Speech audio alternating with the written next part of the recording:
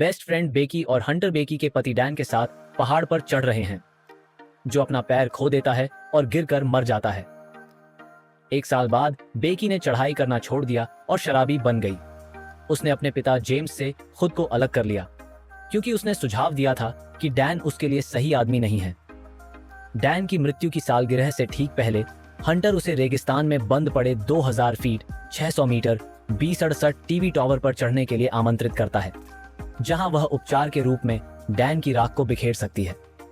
बेकी शुरू में मना कर देती है, फिर अपना मन बदल लेती है और जाने के लिए सहमत हो जाती है, ताकि वह आखिरकार डैन की मौत से आगे बढ़ सके। अगले दिन हंटर और बेकी पहुंचते हैं और टावर के शीर्ष पर एक छोटे से प्लेटफॉर्म पर एक गंभीर रूप से जंग लगी सीढ़ी पर सफलतापूर्वक चढ़ते हैं, जहां बेकी राख को बिखेरती है, अंत में डैन को जाने देती है।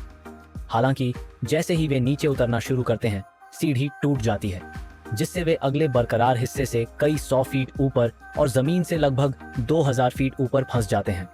इसके अलावा उनके पानी और एक छोटे क्वाडकॉप्टर ड्रोन के साथ बैकपैक एक संचार डिश पर गिर गया है, जो उनकी रस्सी की पहुंच से थोड़ा दूर है। दूरस्थ स्थान के बावजूद हंटर को पहले तो भरोसा था कि आपातकालीन सेवाएं सीढ़ी के गिरने की सूचना देंगी, लेकिन मदद कभी नहीं पहुंचती।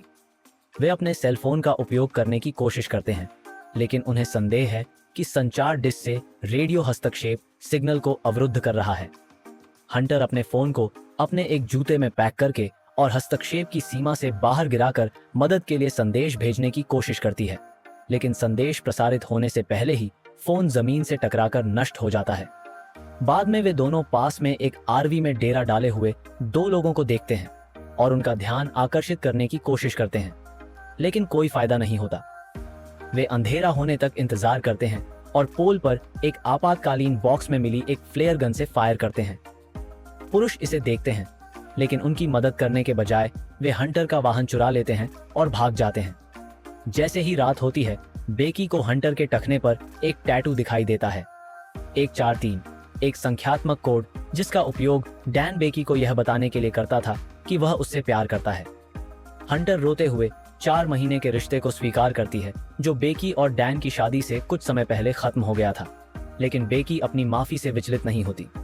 अगले दिन प्रायश्चित में हंटर बैकपैक को वापस लेने के लिए चढ़ती है, लेकिन लगभग गिरकर मर जाती है।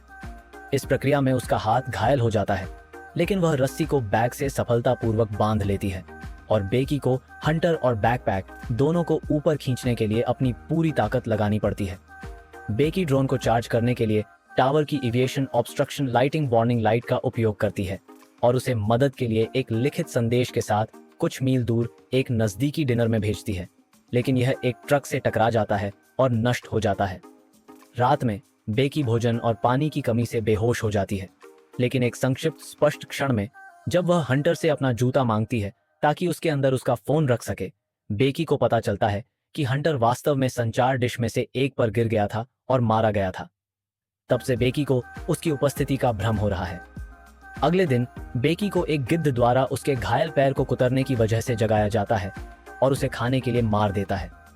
उसकी ताकत आंशिक रूप से बहाल हो जाती है। बेकी हंटर के शरीर पर पड़ी डिश पर चढ़ जाती है और अपने पिता के लिए एक टेक्स्ट संदेश टाइप करती है। फिर वह सुरक्षा के लिए फोन को हंटर के जूते में डालती है, उसे लाश के पेट में एक छेद में डालती है और उसे टॉवर से नीचे धकेल देती है। हंटर का शरीर प्रभाव को कम करता है और संदेश प्रसारित होता है। बेकी के पिता आपातकालीन सेवाओं को सतर्क करते हैं, जो फिर टॉवर पर पहुंचते हैं।